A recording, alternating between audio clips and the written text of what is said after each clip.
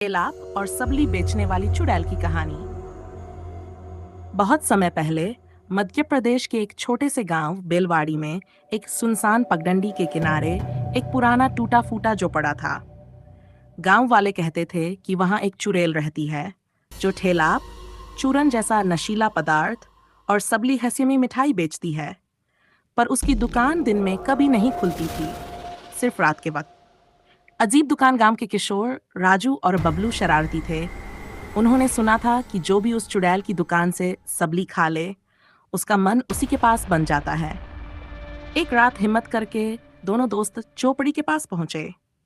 चौपड़ी से लाल रोशनी निकल रही थी। एक बूढ़ी औरत, बिल्कुल सफेद बाल, उलझी चोटी, काली आंखें जो चमक रही थीं और हाथ में लोहे की तराजू। आ गए बच्चे? उसने बिना देखे कहा। राजू ने कांपती आवाज में पूछा, आपके पास ठेलाप है? वो मुस्कुराई, ऐसी मुस्कान जिसमें दांत कम और अंधेरा ज्यादा था। ठेलाप भी है, सबली भी है, पर जो एक बार खा ले वो फिर वापस नहीं जाता। रहस्य का खुलासा बबलू ने हिम्मत दिखाकर एक लाल रंग की सबली ली और मुंह में डाल ली। तुरंत ही उसकी आंखें ऊपर को पलट गई और वो बुत बनकर वहीं खड़ा रह गया। राजू चीखा, बबलू, क्या हुआ तुझे? अब वो मेरा है और तू भी हो जाएगा अगर रुका तो।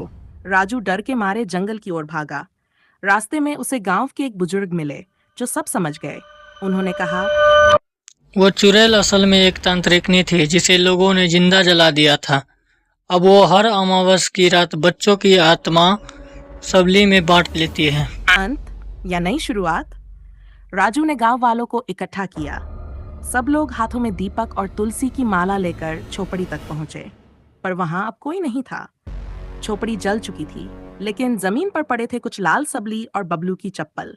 तभी एक और बच्चा बोला, मुझे भी वो सबली चाहिए, वो बहुत मीठी होती है। अब भी हर अमावस की रात जब हवा में चूरन की गंध आए और पेड़ हिलने लगे, गांव वाले अपने बच्चों को घर में बंद कर लेते हैं, क्योंकि ठेलाप और सबली बेचने वाली चुड़ैल लौट आई है। क्या बचा पाएगा इस गांव को चुड़ैल से? क्या होगा अब? क्या बबलू को वापस ला पाएगा? क्या किया बबलू को? मार दिया या जिंदा है? क्या सूरज जाएगा उसको बचाने के लिए वापस? इसका अगला भाग देखने के लिए हमारे चैनल को सब्सक्राइब जरूर करें।